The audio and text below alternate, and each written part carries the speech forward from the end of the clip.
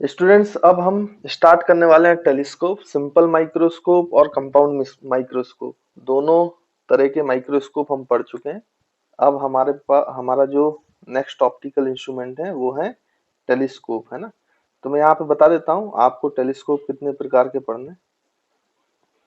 Telescope, तो telescope जैसे कि मैंने आपको पहले ही बताया था, ये दो पार्ट में कैटेगराइज किए गए हैं।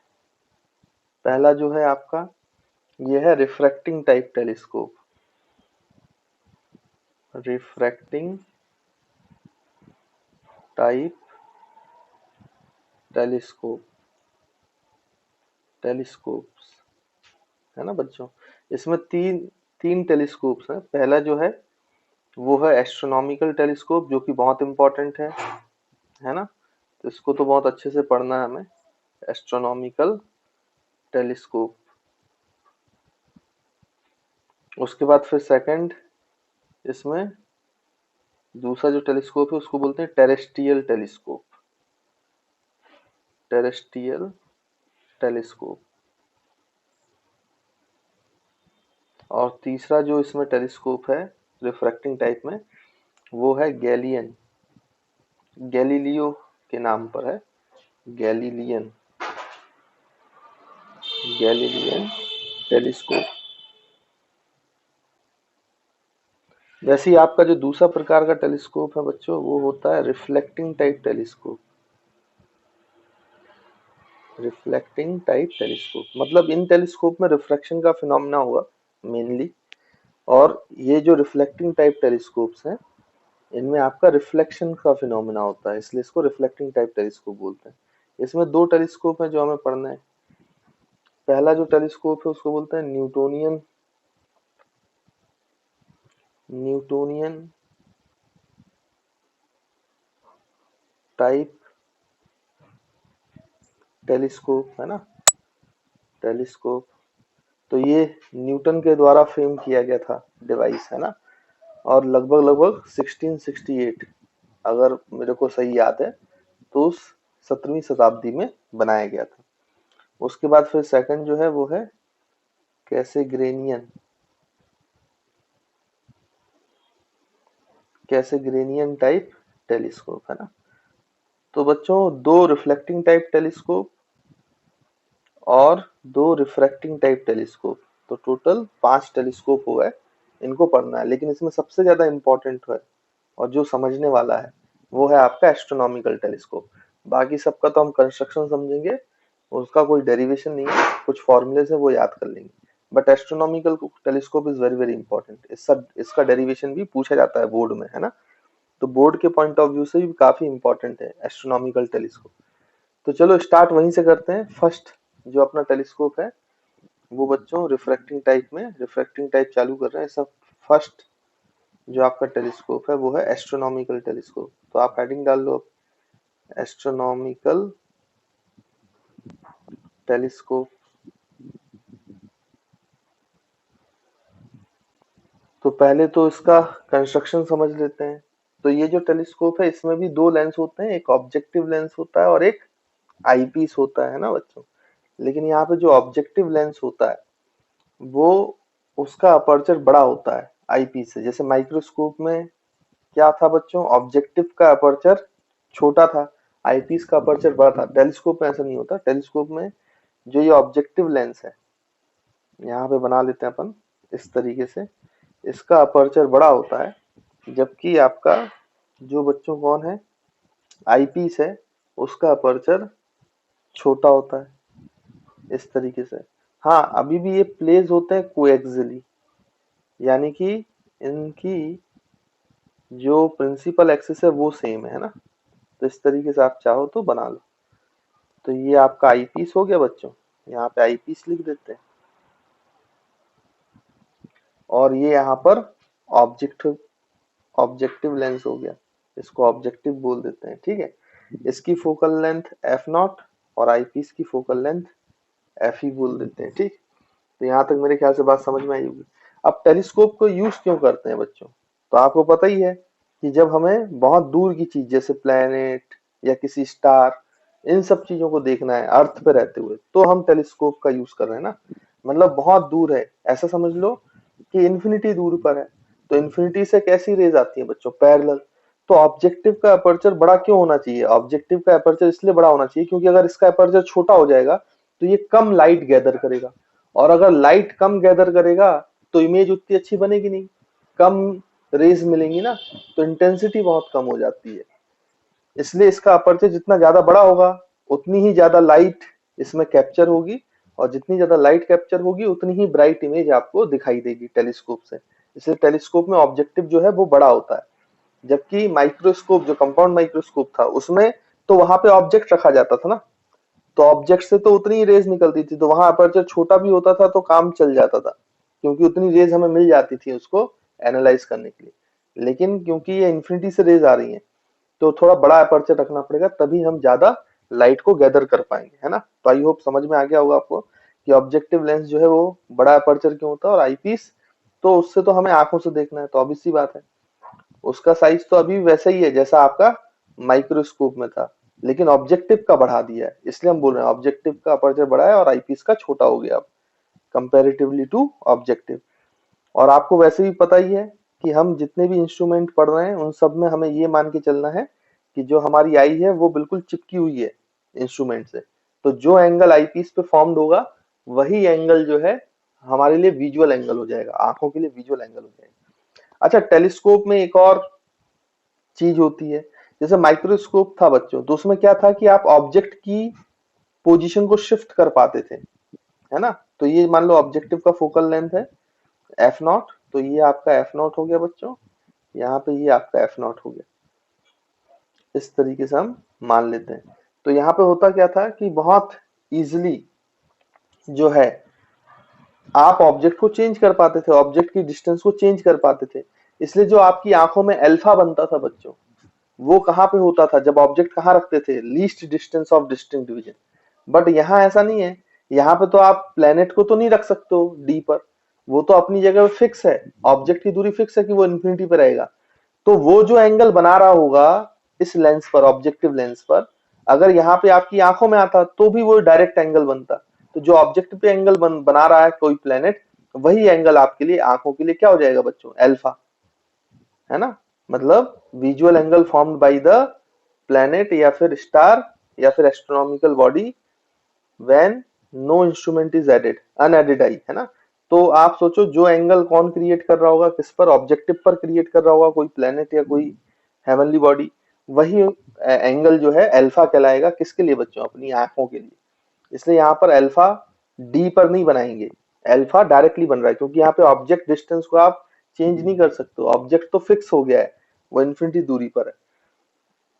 अब आपको ये भी पता है कि जो इन्फिनिटी से ऑब्जेक्ट, इन्फिनिटी पे जो ऑब्जेक्ट होते हैं उनसे कैसी रेज आती है बच्चों, पैरेलल, वो आपस में पैरेलल होती है। जो ऑब्जेक्ट इन्फिनिटी पे होता है उससे जो बच्चों क्या आती हैं रेस, वो हमेशा पैरेलल आती है ना, ये हमने रे ऑप्टिक्स में पढ़ा हुआ है।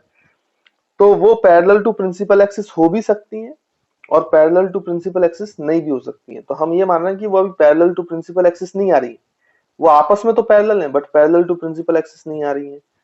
तो सोचो ये ऐसे, तो एक रे यहाँ से ऑप्टिकल सेंटर से पास होगी, तो बच्चों वो कैसे आ जाएगी, वो इस तरीके से ऑप्टिकल सेंटर से ऐसे यहाँ पे आ जाएगी, ठीक।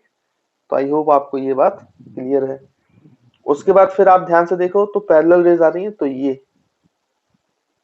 और आपको याद हो लेंस में जो पैरेलल रेज आती हैं और पैरेलल टू प्रिंसिपल एक्सिस नहीं होती हैं, वो फोकल प्लेन पर इमेज बनाती है, मतलब ऐसा प्लेन जो फोकस से पास होता उस पर बनाती है ना बच्चों। तो एक रे और ले लेते हैं इस तरीके से, तो ये ऐसे ऐसे पास होंगी रेस, तो यहाँ पे मिलेगी, तो यहाँ पर आपको इमेज मिलेगी, इमेज बनेगी। देखो एफ नॉट पर, है ना, मतलब फोकल प्लेन पे होता ना, तो एफ नॉट से ही पास होगा। तो ये आपका ए डैश हो गया बच्चों, और ये आपका बी डैश हो गया, ये ओ हो गया। आई पीस का जो ऑप्टिकल सेंटर है उसको कैपिटल ई मान लो, है ना, उसको हमने कैपिटल ई मान लिया। अब यहाँ पर भी जैसे ये आप एफ ई, और यहाँ पे कहीं यहाँ पर एफ ई, है ना, इसके अंदर लेना है ताकि हम वर्चुअल और इरेक्ट इमेज बना पाए। मतलब ये नीचे बनी है तो नीचे ही फाइनल इमेज बने, तो एफ ई के अंदर ही है। आईपीस को हम शिफ्ट कर सकते हैं, यहाँ पे रैक एंड पिनियन का ऑप्शन होता है, उसको स्क्रू को आप हिलाओगे तो ये चेंज होगा। तो इस तरीके से चेंज किया कि जो ये फाइनल इमेज बना रहा है वो एफ के अंदर आ गया। तो उसके बाद बच्चों दो रेस, आपकी एक रे तो ये हो गई, तो पहली रेस तो कहाँ से पास हो जाएगी बच्चों, एफ से पास हो जाएगी, ये पास करा दी हमने।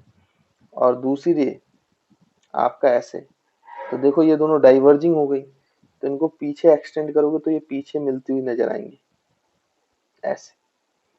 तो यहाँ पे फाइनल इमेज बनी आपकी ए डबल डैश और बी डबल डैश। अब ये जो फाइनल इमेज है, ये जो आंखों पे बन रहा है, आंखें तो आपकी चिपकी हुई है, तो ये जो एंगल क्रिएट कर रहा है आई पर, ये एंगल है आपका visual angle by instrument final image का, तो ये बीटा हो गया। और मैंने आपको बताया ना कि इस इंस्ट्रूमेंट को नहीं रखो यहाँ पे, तो ऑब्जेक्ट डिस्टेंस फिक्स है, ऑब्जेक्ट को आप मूव नहीं कर सकते हो। तो यहाँ पे जो एंगल बन रहा है डायरेक्ट इस लेंस पे, तो अगर इस लेंस की जगह आपकी आंखें होती तो भी यही एंगल बनता, तो ये आपका एंगल अल्फा हो गया। अगर ये अल्फा है बच्चों तो ये अनडेविएटेड जाती है, तो ये एंगल भी क्या हो जाएगा, अल्फा हो जाएगा। तो आपको अल्फा और बीटा दोनों पता चल गया। अब बच्चों काम वही करना है जो माइक्रोस्कोप में करते आए हम लोग, इसलिए मैंने कहा था माइक्रोस्कोप समझ जाओगे तो बाकी चीजें तो आसान है। कंपाउंड माइक्रोस्कोप ही सबसे ज्यादा टफ रहता है इसमें, है ना। तो आई होप आपको यहाँ तक बातें क्लियर है। तो यहाँ पे आप क्या कर सकते हो भाई, ये जो अल्फा है और ये जो बीटा है, इनका रेशियो ही तो लेना है, तो वो रेशियो ही क्या कहलाएगा बच्चों, वो रेशियो ही तो मैग्नीफाइंग पावर कहलाएगा, है ना। तो हम यहाँ पर मैग्नीफाइंग पावर निकालना चाहते हैं, तो यहाँ पे लिखते हैं बच्चों, देखो। अच्छा अभी ये भी यहाँ पे भी दो सेटिंग हो सकती है। ये एक तो आपकी इमेज कहाँ बने भाई, least distance of distinct vision पर, और दूसरा सेटिंग ये हो सकता है कि ये कहाँ बने, इंफिनिटी पर। तो स्ट्रेन्ड आई और रिलैक्स्ड आई वाला कॉन्सेप्ट भी यहाँ पे लगेगा।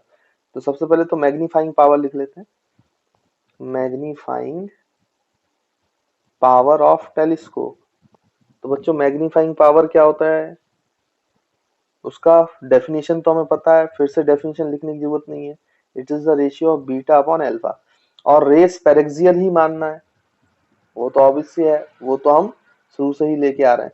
तो अगर रेस पेरेक्सियल है तो alpha and beta are very very small angles, small angles मान सकते हैं ना। तो टेन अल्फा को अल्फा लिख सकते हैं और टेन बीटा को टेन बीटा लिख सकते हैं। अब देखो ये अल्फा और बीटा निकालने के लिए टेन बीटा टेन अल्फा निकाल लो, फिर उसको अप्रोक्सीमेटली वैसा लिख देंगे, है ना। तो यहाँ पे देखो बच्चों, अल्फा निकालने के लिए मैं जो ट्राइंगल ले रहा हूँ वो आपका ले रहा हूँ triangle A dash B dash E, है ना। बीटा निकालने के लिए A dash B dash E, ये वाला जो आपको ट्राइंगल दिख रहा है A dash B dash E, ये वाला ट्राइंगल ले रहे हैं ना। देखो ये A dash B dash E, ये बच्चों ट्राइंगल है ना। तो इस ट्राइंगल को लेते हैं, तो यहाँ पे हम लिख सकते हैं इन triangle A dash B dash E. तो अगर आप A dash B dash E triangle में लें तो आप यहाँ पे टेन बीटा लिख सकते हैं बच्चों। तो टेन बीटा क्या लिख सकते हो आप, देखो A dash B dash upon B dash E, तो A dash B dash upon B dash E, है ना, which is approximately equals to beta. यही तो बीटा हो गया आपका, क्योंकि स्मॉल एंगल्स है ना। तो ये हमने बीटा निकाल दिया भाई। उसके बाद फिर आपको क्या निकालना है भाई, अल्फा। तो अल्फा के लिए देखो क्या ट्राइंगल लोगे आप, तो A dash B dash O ले लो, ये वाला triangle A dash B dash O. तो हम यहाँ पे लिखेंगे in triangle A dash B dash O. तो यहाँ से टेन अल्फा लिखें बच्चों, तो टेन अल्फा की वैल्यू आप लिख पाओगे यहाँ से कितना, देखें A dash B dash upon B dash O, तो A dash B dash upon B dash O, तो ये भी हमने लिख दिया, ठीक। तो it is also approximately equals to alpha. तो उसके बाद फिर हम क्या करेंगे भाई, अब आप मैग्नीफाइंग पावर का फॉर्मूला लगा दें, ये बीटा अपॉन अल्फा, बीटा और अल्फा हमें पता चल गया है। तो मैग्नीफाइंग पावर ऑफ टेलीस्कोप आ जाएगा बीटा अपॉन अल्फा, और बीटा की वैल्यू बच्चों देखो यहाँ पर ये है A dash B dash upon B dash E, और डिवाइड बाई अल्फा, अल्फा की वैल्यू ये है तो ये रेसिप्रोकल होकर मल्टीप्लाई हो जाएगा, ये तो आप जानते हो ना। तो ये बी डैश ओ अपॉन ए डैश बी डैश। तो देखो बच्चों ए डैश बी डैश ए डैश बी डैश ये दोनों कैंसिल हो गए। तो फाइनली आपका जो मैग्नीफाइंग पावर है वो कितना आ जाएगा बच्चों, B dash O divide by B dash E. तो B dash O divide by B dash E, ये आपका आ गया। अब बच्चों क्या करना है आपको, वैल्यूज रखनी है। तो बी डैश ओ क्या है, बी डैश ओ अगर आप ध्यान से देखें तो ऑप्टिकल सेंटर ऑफ ऑब्जेक्टिव से लेकर फोकस ऑफ ऑब्जेक्टिव तक, तो ये तो फोकल लेंथ ऑफ ऑब्जेक्टिव हो गया ना, focal length of objective. B dash O जो है वो फोकल लेंथ ऑफ ऑब्जेक्टिव है, और प्लस में लिखेंगे क्योंकि इंसिडेंट रे राइट की तरफ है, तो इसको ऑप्टिकल सेंटर से राइट की तरफ ले रहे हैं। ठीक है, तो यहाँ पर आप अगर साइन कन्वेंशन के साथ लिखें तो जो बी डैश ओ है वो बच्चों एफ नॉट हो गया, फोकल लेंथ ऑफ ऑब्जेक्टिव। और फिर B E, B dash E देखें तो ये कहाँ से दूरी है बच्चों, ये जो इमेज बनी है हेवनली बॉडी की, ये इमेज आईपीस के लिए तो ऑब्जेक्ट की तरह है, तो ये ऑप्टिकल सेंटर से आईपीस का जो ऑब्जेक्ट की दूरी होती है वो होती है ऑब्जेक्ट डिस्टेंस फॉर आईपीस, तो वो यू ही है। बट आपकी राइट साइड जा रही है ना रेस, अपन पीछे जाएंगे तो नेगेटिव साइन में लेना पड़ेगा। तो यहाँ पे आप क्या करें कि B dash E is equals to minus U E, तो यहाँ पे आप माइनस यू ई ले लो बच्चों, है ना। तो यहाँ पे मैग्नीफाइंग पावर फॉर टेलीस्कोप का फॉर्मूला आ गया कितना, देखो B dash O F not upon U E. और देखो मैग्नीफाइंग पावर का फॉर्मूला जो है वो जस्टिफाई कर रहा है कि ऑब्जेक्टिव का फोकल लेंथ क्यों बड़ा होना चाहिए। देखो न्यूमरेटर में एफ नॉट आया, एफ नॉट, तो जितना ज्यादा ऑब्जेक्टिव का फोकल लेंथ ज्यादा होगा उतना ही ज्यादा क्या होगा, मैग्नीफाइंग पावर होगा। इसलिए ऑब्जेक्टिव का जो अपर्चर है वो क्या होना चाहिए बच्चों, बड़ा होना चाहिए, फोकल लेंथ ऑफ ऑब्जेक्टिव बड़ा होना चाहिए, है ना। तो आई होप आपको ये बात क्लियर होगी, समझ में आ गई होगी। ठीक, तो ये एफ नॉट अपॉन यू ई। अच्छा बच्चों ये कैसा फॉर्मूला है, फिर से वही बात, ये जनरल फॉर्मूला है। फिर हमें दो सेटिंग के लिए फॉर्मूला पढ़ना पड़ेगा, ये जनरल फॉर्मूला है। अब वो दो सेटिंग कौन कौन सी है, एक स्ट्रेन डाई की है और एक रिलैक्स डाई की। तो आप जल्दी से ये जनरल फॉर्मूला तक सॉल्व करके लिख लो जितना इस पेपर पे लिखा हुआ है, फिर नेक्स्ट पेज पे हम दोनों सेटिंग के लिए फॉर्मूले निकालेंगे मैग्नीफाइंग पावर के, है ना। और फिर इसमें ट्यूब लेंथ भी पढ़ेंगे तो वो भी निकालना है। तो देखिए बच्चों यहाँ पर यूई माइनस साइन के साथ लिखना है, तो यहाँ पे माइनस आएगा, है ना। मतलब जो जनरल फॉर्मूला हुआ मैग्नीफाइंग पावर का वो होगा आपका minus F not upon U E, मैं माइनस साइन लिखना भूल गया था, है ना। तो this is the general formula. तो आई होप अब आपको क्लियर होगा। माइनस यू कंफ्यूज मत होना, माइनस यू रखेंगे तो यहाँ पे माइनस आएगा। अच्छा माइनस बता रहा है कि अगर आपका ऑब्जेक्ट जो है वो अबव द प्रिंसिपल एक्सिस है तो फाइनल इमेज है वो बिलो द प्रिंसिपल एक्सिस बता रहा है।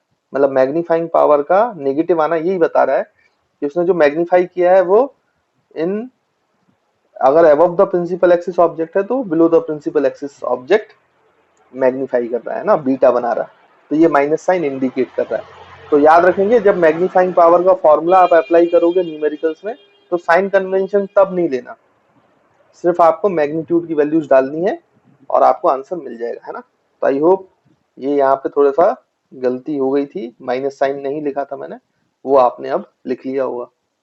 तो देखो बच्चों हमने general formula for astronomical telescope magnifying power का निकाल लिया है ना।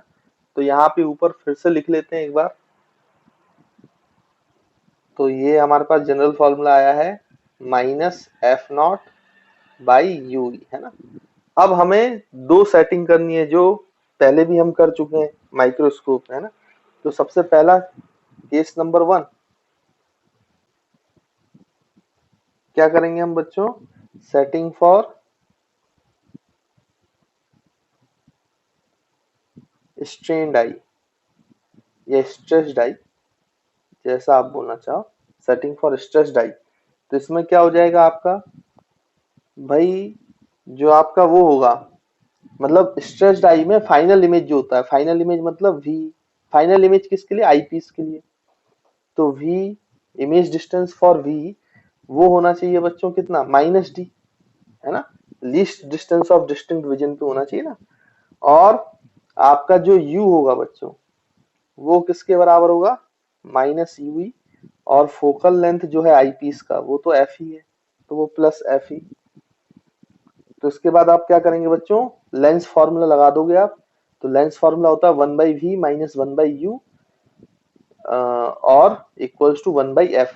तो यहाँ पे लगा देते हैं माइनस 1/v। तो 1/v क्या हो जाएगा, v की वैल्यू है -d, तो 1/d -d माइनस 1/u, लेकिन यहाँ पे u जो है वो माइनस यू ही है, तो यहाँ पे माइनस यू ही अगर रखोगे तो यहाँ पे प्लस हो जाएगा, है ना। और इक्वल्स टू 1/f, f की जगह यहाँ पे f ही है, लेकिन हमें तो f नॉट अपॉन यू ही चाहिए था ना बच्चों। तो f नॉट अपॉन यू ही तब बनेगा जब इस पूरी इक्वेशन को हम मल्टीप्लाइड बाई एफ नॉट कर देंगे। तो इस पूरी इक्वेशन को मल्टीप्लाइड बाई एफ नॉट कर दो, तो ये बचेगा minus F not upon D, फिर plus F not upon U E, और बच्चों यहाँ पे बचेगा कितना, F not upon F E, है ना। तो सब जगह से मल्टीप्लाई कर दिया। अब हमारा जो मैग्निफिकेशन का जनरल फॉर्मूला वो minus F not upon U ई है, तो आप इसको इधर ले जाओ भाई। तो जब आप इसको इधर ले जाओगे तो कितना आ जाएगा आंसर, ये हो जाएगा minus F not upon U ई, जो हमारा मैग्नीफाइंग पावर है। तो ये जो आंसर आएगा ये least distance of distinct division के लिए आएगा, M L D D V is equals to, तो ये इसको इधर ले गए तो इसको इधर ले आओ, तो ये दोनों माइनस में हो जाएंगे, तो ये minus F not upon D तो था ही, और ये इधर आएगा तो ये भी माइनस हो जाएगा, तो ये minus F not upon F ही हो जाएगा, है ना बच्चों। तो यहाँ से आप लिख सकते हो M L D D V की जो वैल्यू है वो कितनी आ जाएगी, इसको सॉल्व करेंगे अगर अपन। तो यहाँ से एक काम करें, F not minus F not upon F ई बाहर ले लें, तो minus F not upon F ई बच्चों बाहर ले लिया, तो यहाँ वाले टर्म में तो बचा 1, तो इसको 1 लिख दिया, और ये भी प्लस हो जाएगा क्योंकि दोनों से माइनस बाहर आ गया है, लेकिन एफ नॉट अपॉन एफ ई बाहर आया है, तो इसमें मल्टीप्लाई करना पड़ेगा एफ ई, है ना, एफ ई बाई डी। आप देखो इसको मल्टीप्लाई करो तो एफ ई और एफ ई कैंसिल हो जाएगा और minus F not by D बचेगा, ये और 1 से मल्टीप्लाई हुआ तो एफ नॉट एफ ई, यहाँ से कॉमन लोगे तो ये आंसर आएगा। तो this is the formula for magnifying power of telescope when your setting is for stand आई, है ना बच्चों। और आपको पता है यहाँ पे जब मैग्नीफाइंग पावर मिलता है स्टैंड आई पर वो मैक्सिमम होता है, तो ये आपका मैक्सिमम मैग्नीफाइंग पावर है, मैक्सिमम, है ना। तो ये भी आपको मैंने पहले बताया हुआ है। तो ये फॉर्मूला बच्चों आप याद रखोगे, this is the formula for stand आई। उसके बाद फिर मैग्नीफाइंग पावर आपको निकालना है केस नंबर 2 के लिए। तो केस नंबर 2 पर आपकी कौन सी सेटिंग होती है बच्चों, सेटिंग फॉर रिलैक्स्ड आई, है ना। तो रिलैक्स्ड आई की सेटिंग के लिए हम काम करेंगे, या फिर इसी को आपको पता है नॉर्मल एडजस्टमेंट बोलते हैं ना, तो उसको लिखने की जरूरत नहीं है, आपको वैसे ही पता है, उसको नॉर्मल एडजस्टमेंट बोलते हैं। तो यहाँ पर अब फाइनल इमेज कहाँ बनेगी बच्चों, इन्फिनिटी पर, मतलब जो फाइनल इमेज है आईपीस के लिए वो हो गई माइनस इन्फिनिटी। यू जो है बच्चों वो तो माइनस यू ही रहेगा, और जो एफ है बच्चों वो एफ ही के बराबर होगा। तो यहाँ पर फिर से minus 1 by infinity minus minus plus 1 by U E और equals to 1 by F E, लेकिन हमें तो एफ नॉट अपॉन एफ ही बनाना था, यू ही बनाना था, तो पूरी इक्वेशन को मल्टीप्लाइड बाई एफ नॉट कर दो, तो ये तो 0 हो गया, ये बचेगा F not upon U E, और ये बचेगा एफ नॉट अपॉन एफ ई। अब बच्चों अगर हमें इसको माइनस बनाना है, नेगेटिव है ना, नेगेटिव ऑफ एफ नॉट, तो यहाँ पे भी माइनस लगाना पड़ेगा, तो minus F not upon U is equal to minus F not upon F E. तो ये किसके बराबर आ गया भाई, यहाँ पे हम लिख सकते हैं, तो m फॉर इंफिनिटी, है ना, मतलब ये मैग्नीफाइंग पावर है नॉर्मल एडजस्टमेंट के लिए, तो m इंफिनिटी लिखेंगे हम यहाँ पर, और यहाँ पे लिखेंगे minus F not upon F U, उसकी वैल्यू क्या आ रही है for relaxed eye, setting for relaxed eye, minus F not upon F, तो minus F not upon F. तो this is the formula for relaxed आई।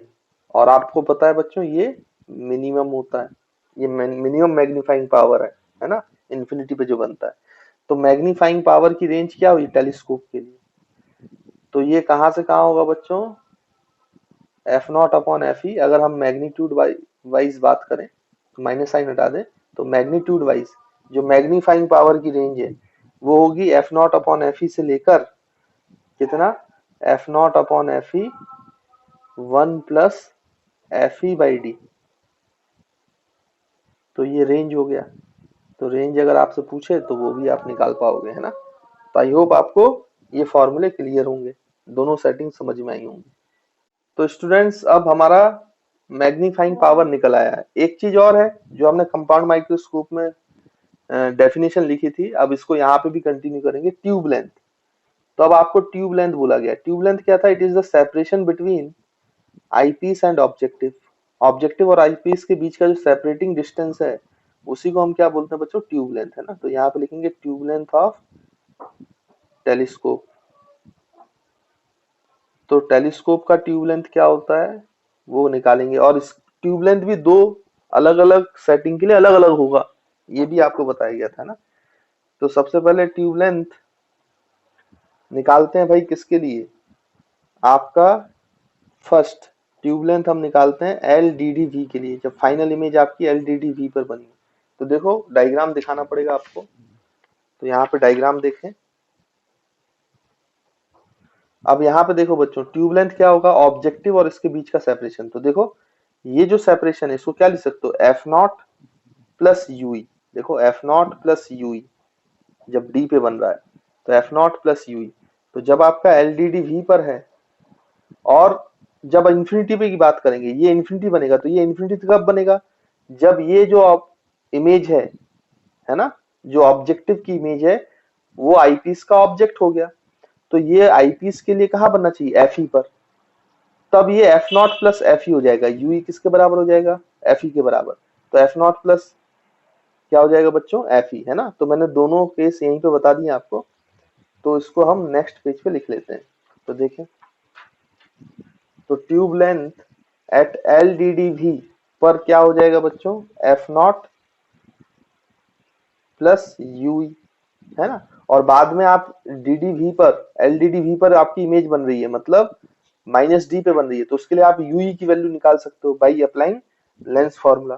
तो जल्दी से हम अप्लाई कर लेते हैं और इसको निकाल लेते हैं। तो ये वाली एक्सप्रेशन को डायरेक्टली लिख लेंगे तो आपको कैलकुलेशन में आसानी हो जाएगी ना। तो ये तो आपका एक रिलेशन है ही, साथ में आपको पता है u को आप माइनस यू ही ले सकते हो, v को, क्योंकि एल डी डी वी पर बात हो रही है तो ये माइनस डी हो जाएगा, और एफ ई तो एफ ई है ना, उसमें तो कोई दिक्कत है ही नहीं। तो यहाँ पे अगर आप लेंस फॉर्मूला लगाओगे तो minus one by D minus minus plus one by U is equal to one by F E, और इसको फर्दर सॉल्व करोगे तो वन बाई यू की वैल्यू चाहिए हमें, तो ये आ जाएगा आपका one by F E plus one by D, है ना बच्चों। तो इसको आप लिखोगे तो ये हो जाएगा डी प्लस एफ ई अपॉन डी एफ ई, और इसका रेसिप्रोकल लोगे तो यू ई आ जाएगा। तो यू ई की वैल्यू आई आपकी कितनी बच्चों, D multiplied by F E divide by D plus F E. और आपको पता है ट्यूब लेंथ है तो इसका मॉड लेना पड़ेगा, क्योंकि ट्यूब लेंथ नेगेटिव नहीं हो सकता है ना, तो मॉड में लिखना पड़ेगा आंसर। तो आपका यहाँ पर L D D V tube length for least distance of distinct vision का फाइनल फॉर्मूला क्या आ गया, F not plus mod of D F E divide by D plus F E.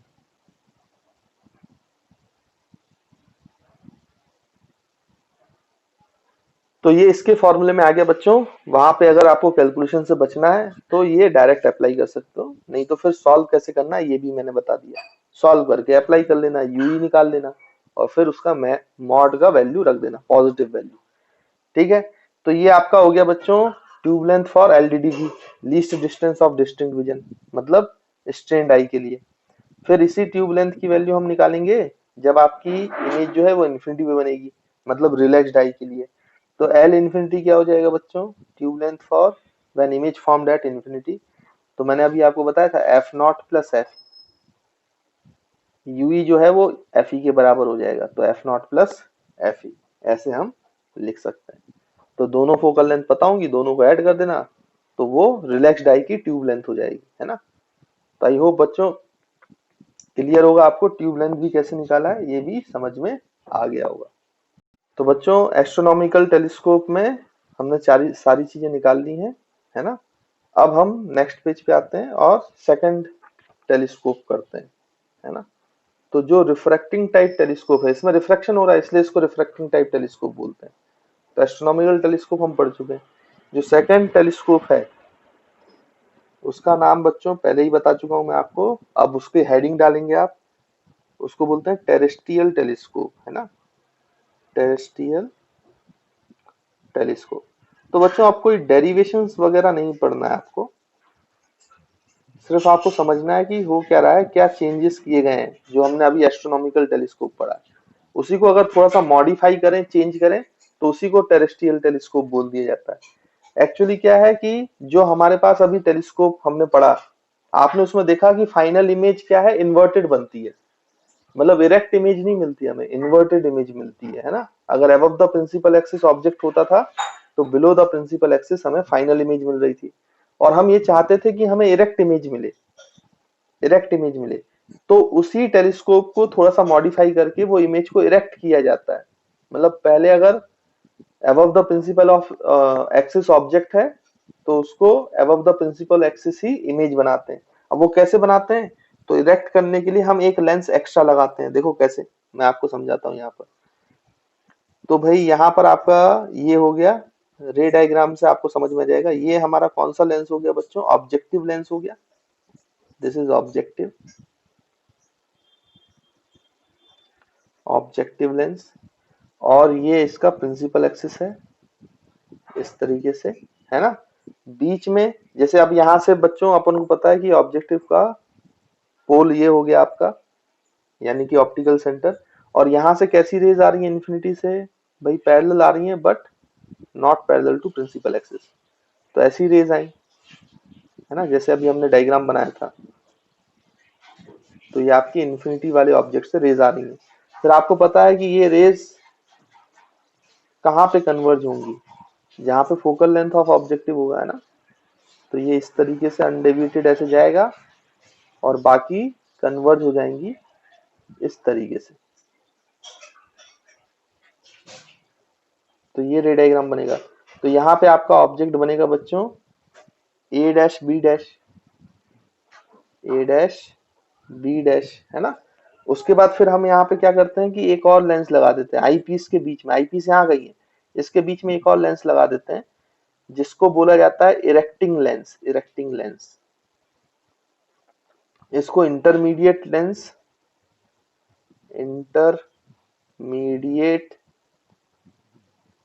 और इरेक्टिंग लेंस भी बोला जाता है, क्योंकि इरेक्ट करने का काम करेगा ना, इमेज को इरेक्ट करेगा ये इरेक्टिंग लेंस। अब ये इरेक्ट तो करेगा बट इसको मैग्नीफाई नहीं करना है, मैग्निफिकेशन नहीं करना है, मैग्निफिकेशन तो वो आईपीस करेगा। तो आप सोचो कि इसको कहाँ पे होना चाहिए। मतलब ये जो एफ नॉट वाला पॉइंट है ये इरेक्टिंग लेंस है, इंटरमीडिएट लेंस है, तो इसको मैं F1 बोल देता हूँ, इसकी फोकल लेंथ F1 बोल दिया हमने। तो आपको समझ में आना चाहिए कि ये सिर्फ इसको इरेक्ट कर देगा बट इसको मैग्नीफाई वगैरह नहीं करेगा। तो ये जो F0 वाला पॉइंट है ये 2F1 होना चाहिए, 2F1। मतलब जहां F0 है तो जहां ये इमेज बन रही है वो इरेक्टिंग लेंस का कौन सा पॉइंट होना चाहिए, इस तरीके से एडजस्टमेंट होना चाहिए ये 2F1 हो।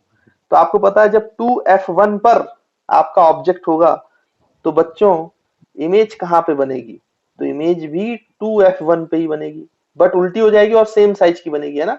हम तो वो पढ़ चुके हैं भाई। तो यहां से इस तरीके से ये ऊपर जाएगा तो उतने ही साइज की आपकी इमेज बनेगी। तो ये आपका A double dash B double dash हो जाएगा। तो इस तरीके से ऐसे, तो ये रे और इस तरीके से। तो इसने इरेक्ट कर दिया भाई, जो पहले इन्वर्टेड बन रही थी उसको इरेक्ट कर दिया। अब हम यहाँ पर कौन सा लेंस अप्लाई करेंगे बच्चों, तो यहाँ पर अब आई पीस आ जाएगा, आई पीस। ये हमारा eye piece, focal length of eye piece, है ना बच्चों। अब ये आई पीस है तो ये एफ ई हो गया, एफ ई। तो एफ ई के अंदर आना चाहिए ना, तभी तो इरेक्ट इमेज बनेगी इसकी, और वर्चुअल बनेगी। तो एक रे तो ऐसे गई और ये आई पीस का ऑप्टिकल सेंटर। तो यहां से ये फोकस, है ना बच्चों, एफ ई। तो एक रे तो ऐसे पास हो जाएगी और एक रे डायरेक्ट ऐसे पास होगी। तो ये दोनों डाइवर्जिंग है, तो ये कहीं पर पीछे मिलती हुई नजर आएंगी आपको इस तरीके से। तो ये फाइनल इमेज बन जाएगा आपका, यानी ये ट्रिपल डैश हो गया और ये बी ट्रिपल डैश हो गया फाइनल इमेज, है ना। और ये एंगल बना, वो एंगल बीटा हो गया फाइनली।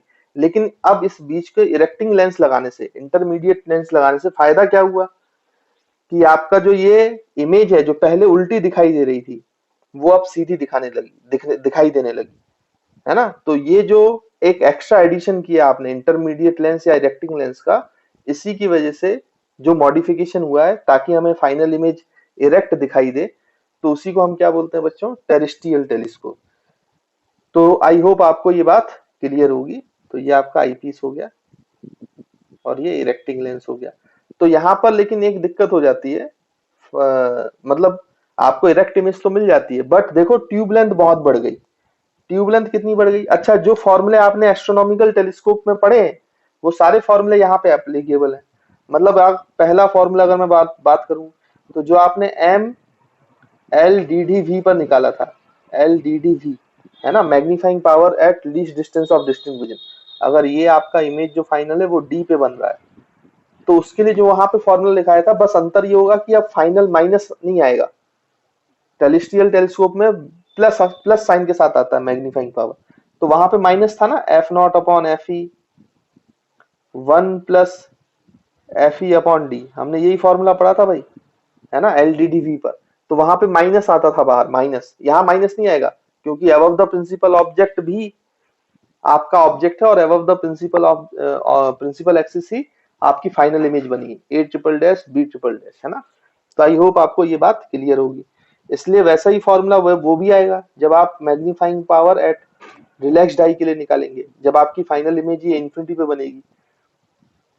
तो बच्चों उसका क्या फॉर्मूला था, F not upon F E, लेकिन वहां माइनस साइन के साथ था, यहाँ पे माइनस साइन नहीं आएगा, है ना। तो इसको डेराइव करने की कोई जरूरत नहीं है, बस आपको ऐसे याद रखना है ना, डेरिवेशन नहीं पूछेगा इसका, वो एस्ट्रोनॉमिकल टेलीस्कोप का ही आता है बोर्ड में।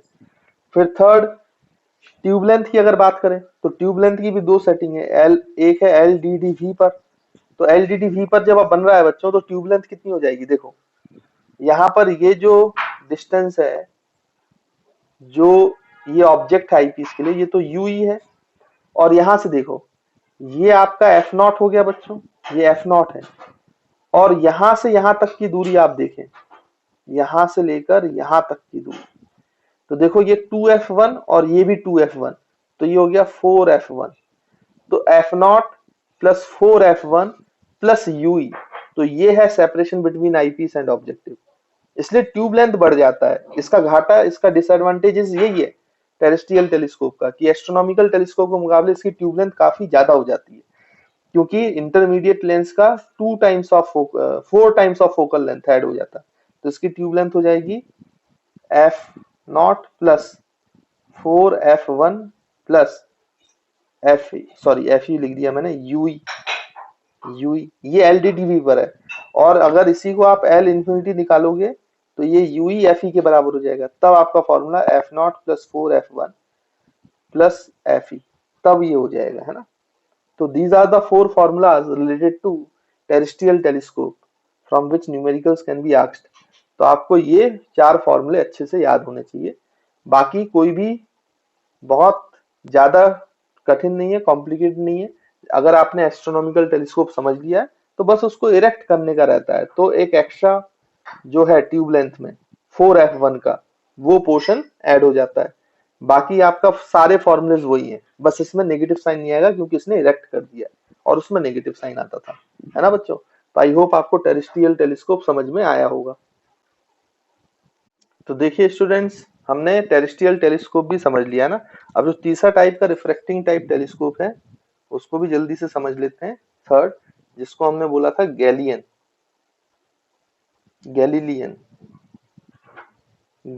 टेलीस्कोप, है ना। गैलीलियो सर ने डिस्कवर किया था, इसलिए उन्हीं के नाम पर गैलिलियन टेलीस्कोप बोला जाता है इसको। तो सबसे पहले तो इसके बारे में लिख लेते हैं कि ये जो है एक्चुअली गैलीलियन टेलीस्कोप जो है उसका फायदा ये है कि ये बहुत ज्यादा ट्यूब लेंथ डिक्रीज कर देता है। कैसे, मैं आपको बताता हूँ। उन्होंने किया क्या था it uses it uses one convex lens, उसमें एक कॉन्वेक्स लेंस लगा रहता है, वन कॉन्वेक्स लेंस जो कि ऑब्जेक्टिव की तरह ट्रीट करेंगे, मतलब वो ऑब्जेक्टिव लेंस होगा, है ना बच्चों। तो it uses one convex lens जो ऑब्जेक्टिव है, एंड वन कॉनकेव लेंस, और एक कॉनकेव लेंस यहाँ पे यूज होगा, कॉनकेव लेंस जो कि आईपीस होगा। तो कॉनकेव लेंस को उन्होंने आईपीस बनाया था और कॉन्वेक्स लेंस को उन्होंने ऑब्जेक्टिव लेंस बना दिया था, ठीक। फिर उसमें बोला गया द एडवांटेज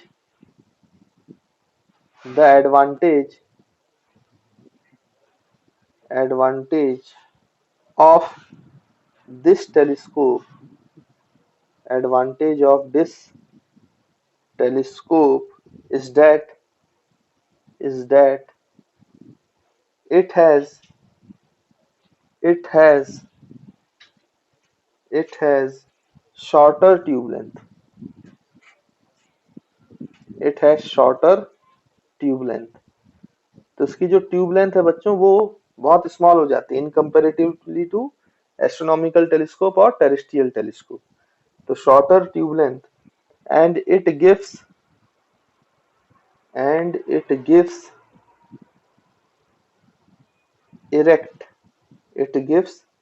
erect इमेज, और ये इरेक्ट इमेज भी देता है, ये भी फायदा है, विदाउट यूजिंग इरेक्टिंग लेंस।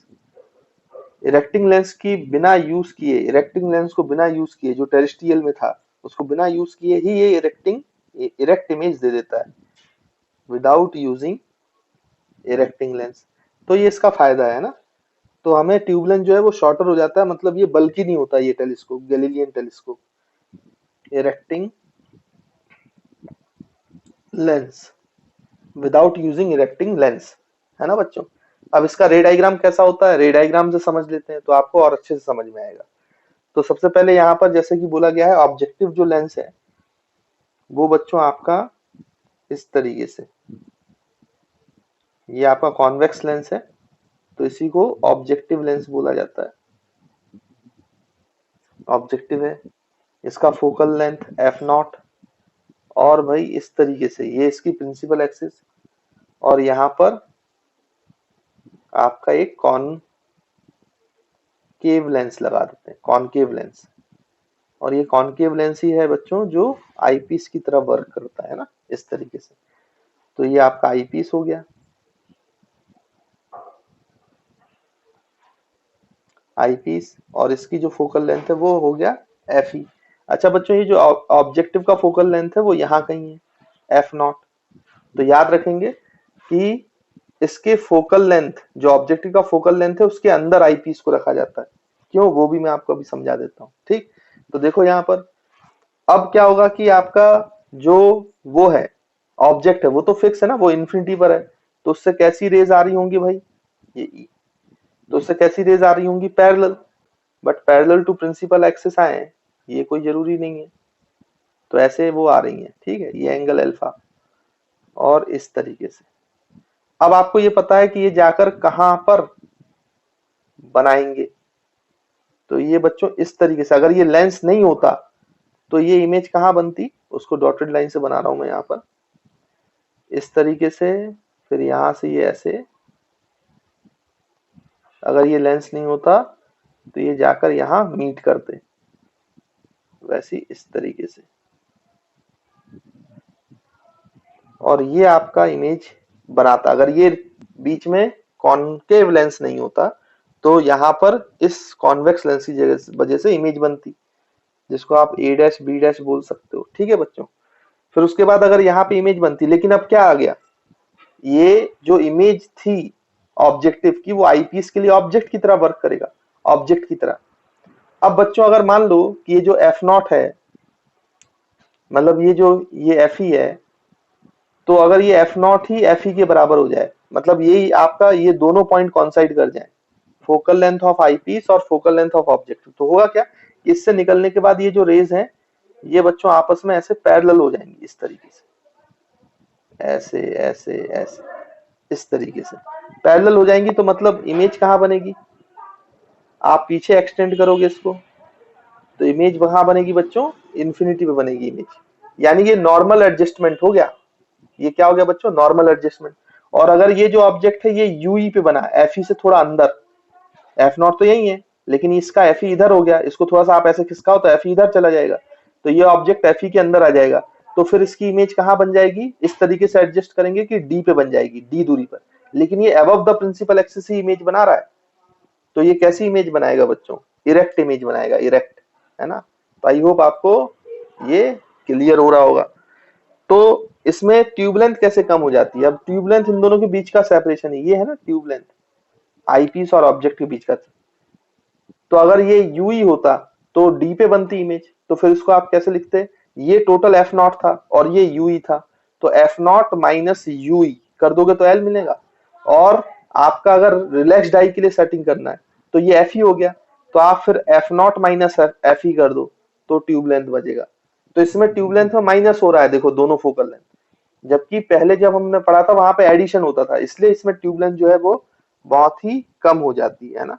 तो हम यहाँ पे लिख सकते हैं first tube length for infinity, मतलब जब आपकी फाइनल इमेज इंफिनिटी बनेगी तो देखो ये टोटल एफ नॉट है, यहां से ये पूरी दूरी कितनी है बच्चों, ये एफ नॉट है, और ये दूरी जो है ये एफ ही है, तो एफ नॉट में एफ ही माइनस कर दो तो एल बचेगा।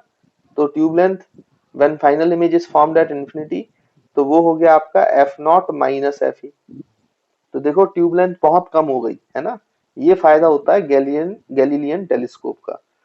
और यहाँ पर एल डी डी वी पर ये चीज यू ही हो जाएगा, है ना। तो यहाँ पे इसको आप लिख सकते हो एफ नॉट माइनस यू, और यू के लिए फिर आप निकाल सकते हो वो लगाकर, लेंस फॉर्मूला लगा के इसकी वैल्यू, तो उसको भी लिख सकते हो। तो these are the two formulas used for Galilean telescope। Magnifying power का सच कोई फॉर्मूला इसमें यूज नहीं होता है, मतलब उससे न्यूमेरिकल नहीं आते, इसलिए हम उसको डेराइव नहीं करेंगे। आपके कोर्स में सिर्फ इतना है, इसलिए मैंने आपको इतना बता दिया है। तो आई होप आपको क्लियर होगा कि गैलीलियन टेलीस्कोप क्या होता है और इसमें ट्यूब लेंथ क्यों कम हो जाती है।